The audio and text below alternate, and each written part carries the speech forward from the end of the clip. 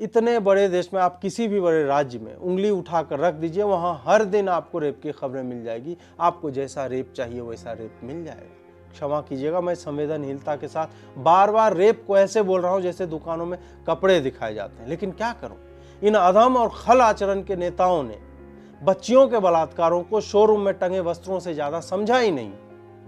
चुनाव के समय ये अबोध बालिकाओं के रेप की विंडो शॉपिंग पर निकलते हैं और जहां मतलब का पैटर्न दिखता है वहां घुस जाते हैं। फिर इनको ब्रांड्स चाहिए होते हैं कि भैया जरा वो ब्राह्मण वाला कोई हो तो दिखा। नहीं नहीं, मुसलमान वाला नहीं चलेगा, हम तो वो देखते भी नहीं, आप बस ठाकुरों और ब्राह्मणों वाला दिखा, उसमें भी लड़की अगर दलित हो तो अच्छा।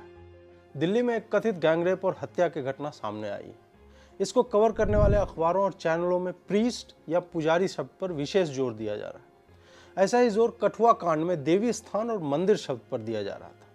घटना में जो हुआ वह तो मैं आगे बताऊंगा ही, लेकिन ब्राह्मणों को लेकर जो घृणा का माहौल लगातार बनाया जा रहा है वो इस बार अप्रत्याशित है। माहौल तो इस स्तर तक बनाया जाता है कि रेप असलम करता है, फोटो में भगवा वस्त्र पहने पुजारी दिखाया जाता है और हेडलाइन में तांत्रिक लिखा जाता है। इतने मुल्ले और मौलवी मस्जिदों और मदरसों में छोटी बच्चियों का रेप लगभग हर दिन कर रहे हैं। आपने कभी इस तरह की हेडलाइन पढ़ी है? खैर, मीडिया के हेडलाइनों से इतर आज सिर्फ ब्राह्मण घृणा पर ही बात करूंगा। यूं तो ब्राह्मणों के प्रति एक द्वेष हमारे समाज में सलीम जावेद से भी पहले से घोला जा रहा है। वामपंथियों ने स्वतंत्र भारत में बने फिल्मों से लेकर कला के हर आयाम में ब्राह्मणों को लालची, व्यभिचारी, ठग, धूर्त, गंजेड़ी, स्मैकिया और बलात्कारी बनाकर दिखाया। विस्तृत जानकारी के लिए आप James of Bollywood Twitter handle पर जाइए, वहां आपको हर दिन हिंदी फिल्मों की कलाकारी दिखेगी। जब कोई भी विचार या आक्षेप बार बार फिल्मों के जरिए समाज में डाला जाता है तो गांव में ब्राह्मणों की दयनीय स्थिति हर दिन देखने वाला व्यक्ति भी उसी फिल्मी कहानी को सामाजिक वास्तविकता मान लेता है। आज सत्य यह है कि पूजा पाठ करवाने वाले ब्राह्मणों को हम 5 घंटा बिठाने के बाद 51 रुपया दक्षिणा नहीं देना चाहते। हम आशा रखते हैं कि उसे सत्यनारायण भगवान की पूजा से लेकर दुर्गा सप्तशती, गरुड़ पुराण और चारों वेद कंठस्थ हो। वो हमारा विवाह करवाए तो मंत्र बोलकर उसका अर्थ भी समझाए। लेकिन फिल्मों का ऐसा कुप्रभाव है कि उसका पारिश्रमिक तय करते वक्त हमें लगता है कि ये तो लुटेरा है, इसको पैसे क्यों देना। ब्राह्मण इसी सामाजिक विद्वेष और बॉलीवुडिया दृष्टिकोण के थोपे हुए पाप का प्रायश्चित हर दिन करता दिखता है। निराला की पेट पीठ दोनों मिलकर हैं एक, चल रहा लकुटिया टेक, मुट्ठी भर दाने को भूख मिटाने को, मुंह फटी पुरानी झोली के फैलाता, 2 टूक कलेजे के करता, पछताता पथ पर आता। आज के समय में किसी भिक्षुक की नहीं, मेरे और आपके गांव के उन ब्राह्मणों की दशा नहीं नियति बन चुकी है जो रामनवमी में ध्वजा गाड़ने से लेकर दुर्गा पूजा के कलश स्थापन तक आपके पुण्य का मार्ग प्रशस्त करते हैं। हम रोते हैं ना कि भाई ब्राह्मण सही वाले नहीं मिल रहे पूजा करवाने को, तो अपने आप को देखो कि क्या तुमने उसे सही दक्षिणा दी। याचना उसका कर्म है, दान तुम्हारा धर्म है। वह तुम्हारे घर से सामान चुरा कर नहीं भाग रहा, वह तुम्हारे मृतक पिता के लिए वैतरणी पार करवाने का भी मार्ग बना रहा है और तुम्हें अपनी एक बछिया देते हुए उस ब्राह्मण में लालच दिख जाता है। सत्य यह है कि हम मंदिरों में हर शाम दिया और आरती चाहते हैं, लेकिन दान पात्र में 10 का नोट नहीं गिरा पाते। सत्य यह है कि हमें शहरों के नुक्करों और पार्कों के बगल में बने छोटे मंदिरों में सफाई चाहिए, लेकिन हम उस झाड़ू या पोछे के लिए इंतजाम नहीं कर पाते पैसों का। इसके उलट हम मन में यह पाल कर बैठे हुए हैं, यह अवधारणा बना लेते हैं कि दान पेटी के पैसे निकालकर यह पुजारी जुआ खेलता होगा। हमारा सत्य यही है कि हम निहायत ही नीच सोच रखने वाले लोग हैं जिन्होंने अपने समाज के किसी भी अंग को यथोचित सम्मान नहीं दिया। हम जहां भी हैं वहां से नीचे के लोगों को हिकारत भरी दृष्टि से देखते हैं और ऊपर वाले को चोर, लुटेरा, व्यभिचारी समझते हैं। मंदिर का पुजारी गद्दे पर नहीं सोता, न ही उसके वस्त्र रेशम के होते हैं, परंतु हाँ, हमारे पुजारी को अवश्य ही गद्दे पर सोने का विकल्प और रेशम पहनने का विकल्प होना चाहिए। वो हमारी भीरुता और निकृष्टता के बीच हमारे आराध्यों को सहज भाव से एक लंगोट में देह किसी तरह से ढकते हुए कुपोषित शरीर के साथ भी जितना हो सकता है उससे कहीं अधिक करता है। इसलिए हमारा कर्तव्य है कि हम इन पुजारियों के साथ, इन साधुओं के साथ, पुरोहितों के साथ, इन ब्राह्मणों के साथ खड़े हों, क्योंकि बाकी तो विरोध में है। वो तो चाहते हैं कि अपवादों को उदाहरण बनाकर फिल्मों के माध्यम से मीडिया की हेडलाइनों में डालकर एक पूरे समाज को कलंकित किया जाए। फिर हम लोग भी उसी कहानी को, उसी कथ्य को सत्य मानकर निष्काम भाव से हमारे मंदिरों, हमारे इहलोक और परलोक दोनों की चिंता करने वाले ब्राह्मणों और पुजारियों को चोर उचक्का समझने लगते हैं। आज जिस तरह की हेडलाइन हम पढ़ रहे हैं वो उस 9 साल की बच्ची के न्याय के लिए नहीं है, उस बच्ची को न्याय दिलाने की इच्छा जोकर राहुल गांधी या धूर्त ठग केजरीवाल के लिए कदाचित उसकी चिता से निकाले गए पैरों के अवशेष से भी कम। मैं ऐसा इसलिए कह रहा हूं क्योंकि राहुल गांधी की पार्टी द्वारा शासित राजस्थान में प्रति 10,000 व्यक्ति बलात्कार की संख्या सबसे ज्यादा वाले राज्यों में आती है। जब हाथरस के कथित रेप पर, जो कि आज तक साबित नहीं हो सका, ये लोग नौटंकी करने गए थे, उसी समय राजस्थान में कई दलित लड़कियों का रेप मुसलमान दरिंदों के द्वारा किया गया था। पीड़िता ने वीडियो बनाकर राहुल गांधी से गुहार लगाई, वो वहां नहीं गया। ये नकारे, ये 2 कौड़ी का नशेरी, ये नेता लोग हर ऐसी दुर्घटना पर पहचानों और विशेषणों की तलाश में बच्चियों के रेप तक को गायब कर देते हैं नैरेटिव से। कुछ ही दिन हुए इस घटना को और मीडिया के हेडलाइनों में, नेता के बयानों में बच्ची की पीड़ा की जगह पुजारी और ब्राह्मण शब्द छाया हुआ है। आपको लगता है कि अखलाक पर चर्चा संयोग थी, रोहित वेमुला पर चर्चा संयोग थी, तबरेज पर चर्चा संयोग थी, हाथरस पर चर्चा हो रही थी, वो संयोग थी? इतने बड़े देश में आप किसी भी बड़े राज्य में उंगली उठाकर रख दीजिए, वहां हर दिन आपको रेप की खबरें मिल जाएगी। आपको जैसा रेप चाहिए वैसा रेप मिल जाएगा। क्षमा कीजिएगा, मैं संवेदनहीनता के साथ बार बार रेप को ऐसे बोल रहा हूं जैसे दुकानों में कपड़े दिखाए जाते हैं, लेकिन क्या करूं, इन अधम और खल आचरण के नेताओं ने बच्चियों के बलात्कारों को शोरूम में टंगे वस्त्रों से ज्यादा समझा ही नहीं। चुनाव के समय ये अबोध बालिकाओं के रेप की विंडो शॉपिंग पर निकलते हैं और जहां मतलब का पैटर्न दिखता है वहां घुस जाते हैं। फिर इनको ब्रांड्स चाहिए होते हैं कि भैया जरा वो ब्राह्मण वाला कोई हो तो दिखाना। नहीं नहीं, मुसलमान वाला नहीं चलेगा, हम तो वो देखते भी नहीं, आप बस ठाकुरों और ब्राह्मणों वाला दिखाना, उसमें भी लड़की अगर दलित हो तो अच्छा है। फिर ये उम्र पर खेलते हैं, उसके माँ बाप को निचोड़ते हैं, उनसे बयान दिलवाते हैं। याद है या भूल गए हाथरस वाले मामले में एक वामपंथन घूंघट काढ़े हुए सप्ताह दर सप्ताह मीडिया को लड़की की भाभी बनकर बयान देती रही। ये इतनी हरामी ब्रीड है कि गाली ना दूं तो मेरे रोम छिद्रों से अग्नि की तपन महसूस होती है। लगता है कि इस पर चुप होने से मुझ पर पाप चढ़ेगा। 9 साल की बच्ची को 4 लोगों ने कथित तौर पर सामूहिक बलात्कार के बाद हत्या करके उसकी मां को बुलाकर चिता पर रखकर जला दिया। अभियुक्त जेल में है, पुलिस ने साक्ष्य इकट्ठा किया और उसकी फोरेंसिक जांच की जा रही है। कानून के दायरे में जो भी हो सकता था हो चुका है। अभियुक्तों ने यह कहानी बताई कि बच्ची कूलर से पानी लेने आई तो उसे करंट लग गया और वो वहीं पे मर गई। मृतका की मां के अनुसार अभियुक्तों ने उसे वहां बुलाया और कहा कि जल्दी अंत्येष्टि कर दो वरना डॉक्टर किडनी निकाल लेंगे। जब तक मां कुछ कर पाती, लकड़ियां चौंक दी गई, आग लगा दी गई। मां ने पिता को फोन किया और समुदाय के 150 लोग इकट्ठा हो गए। उन्होंने चिता को बुझाया और पुलिस के लिए बिटिया के मात्र पांव बचे थे, उसे सौंप दिया गया। हम नहीं जानते हैं कि बलात्कार हुआ या नहीं, लेकिन मैं यह मानकर चल रहा हूं कि हुआ और उसी पर चर्चा भी करूंगा क्योंकि सब यही कर रहे हैं। फिर भी इसमें जो हिंदू समाज और ब्राह्मण के लिए घृणित शब्दों का प्रयोग हो रहा है उस पर भी चर्चा आवश्यक है। दोनों पक्षों की बात सुनने के बाद अब इसके विशेषणों पर चर्चा करते हैं। उस 9 साल की बच्ची का सबसे बड़ा विशेषण बच्ची होना था, लेकिन उसकी पूरी पहचान को गौण करते हुए उसे एक दलित बना दिया गया।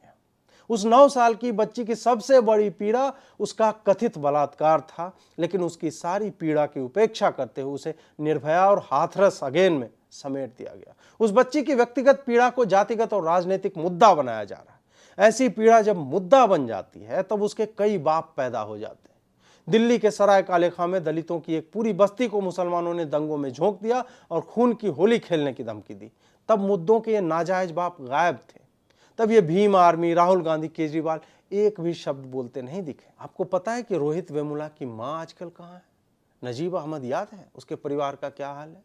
अखलाक, तबरेज, जुनैद पर कोई फॉलोअप है आपके पास? हाथरस पर क्या हुआ आप जानते हैं? आखिर इन मामलों का अंतिम परिणाम आने पर आपको क्यों नहीं बताया जाता? बात बस यह है कि मीडिया जब इनसे मिलने जाता है तो परिवार से कहा जाता है कि कैमरे पर थोड़ा रो देना, तो लोग दबाव बनाएंगे। आप उस मां को नाटक करने बोल रहे हो जिसके 9 साल की बच्ची का गैंगरेप हुआ है और उसे जबरन जला दिया गया। अरे कैसे संस्कार दिए हैं तुम्हारी मां ने तुम्हें? तुम नेता और तुम उन परिवारों से मिलने जाते हो और उन्हें ढाढ़स बंधाते हो और तुम्हारे साथ पूरा कैमरा क्रू होता है। तुम्हारी डिजिटल मीडिया टीम वहां से आने वाली तस्वीरों को तुम्हारे निकलने से पहले ट्वीट और पोस्ट किया करती है और तुम कहते हो कि तुम्हें सहानुभूति है। सहानुभूति का अर्थ भी समझते हो? जब समाज के नेता बलात्कार पीड़िता के परिवार के साथ फोटो खिंचवाने के लिए उससे मिलने जाते हैं तो यह दुष्कृत्य उस मां की आशाओं के साथ बलात्कार करना। तुम सिर्फ और सिर्फ राजनीति के लिए एक पीड़िता को गन्ने के उस अवशिष्ट की तरह चूस कर अलग कर देते हो जिसका रस तुमने निकाल लिया अपने पॉलिटिकल पर्पसेस के लिए।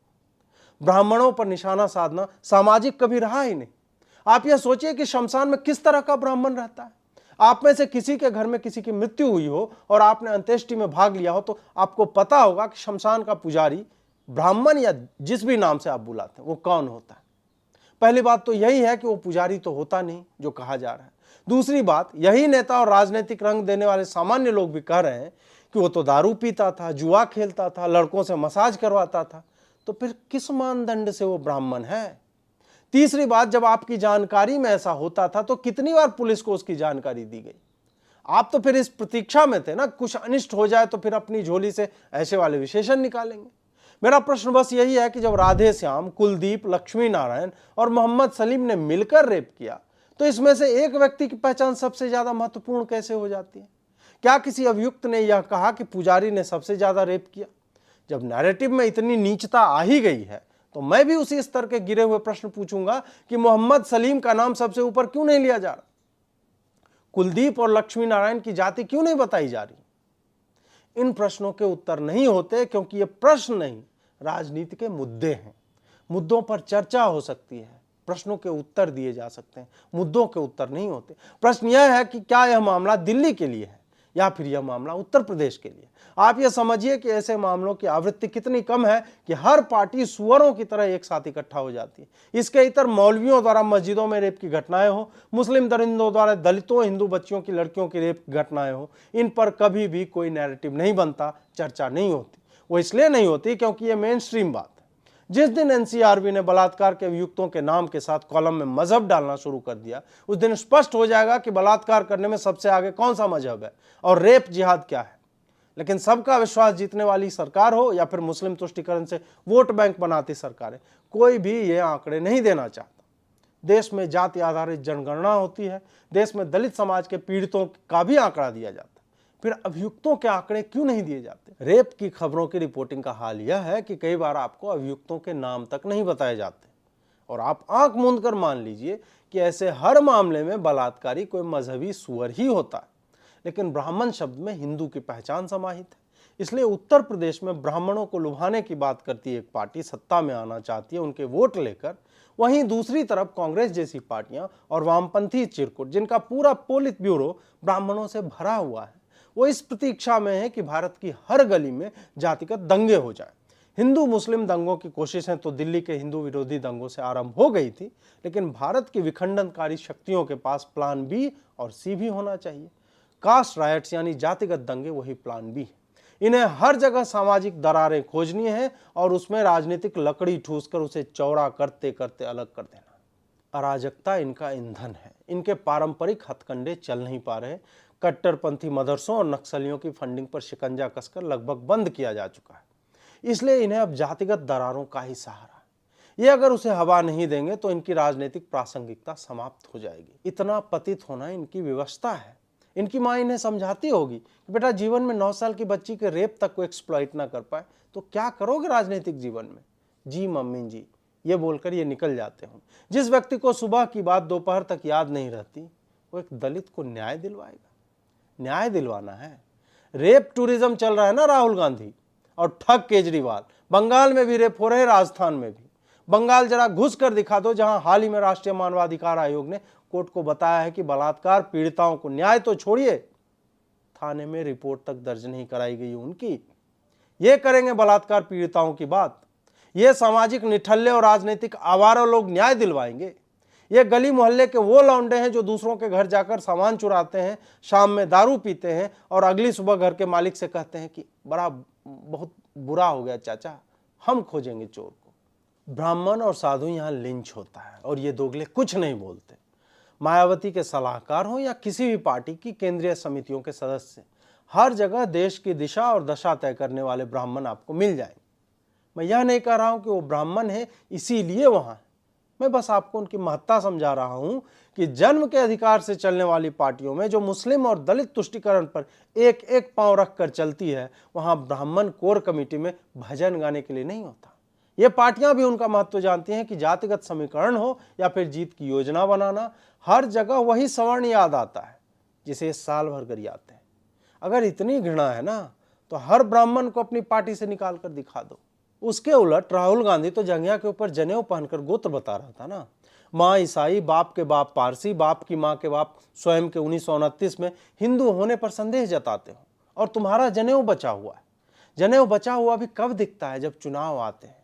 वही ब्राह्मणत्व तो याद आता है जिसे आज तुम्हारे पार्टी और उसके द्वारा पोषित मीडिया हिंदुत्व को नीचा दिखाने के लिए हर ऐसे बलात्कार में उदाहरण बनाकर प्रचारित करना चाहता है। समाज के हर व्यक्ति से मेरी यही प्रार्थना है कि आप इन नेताओं के चक्करों में मत पड़िए। बच्ची का बलात्कार एक जघन्य कृत्य है और अपराधियों को फांसी मिलनी चाहिए, लेकिन क्या इस अपराध की जड़ में बच्ची का दलित होना एक कारण था, या फिर उन 4 हैवानों के आगे सिर्फ एक लड़की होना? अपवाद स्वरूप हुए वैयक्तिक अपराधों को सामाजिक उदाहरणों की तरह दिखाना यही बताता है कि कांग्रेस या वामपंथी पार्टियों को बच्ची की नहीं, उसके आगे लगे विशेषणों की चिंता है। वहीं हमारे समक्ष चिंता का विषय बच्ची का बलात्कार और उसकी हत्या होना चाहिए, न कि उसकी पहचान, जाति और कौन सा नेता सबसे पहले पहुंचकर ट्विटर पर फोटो लगा रहा है। नमस्कार।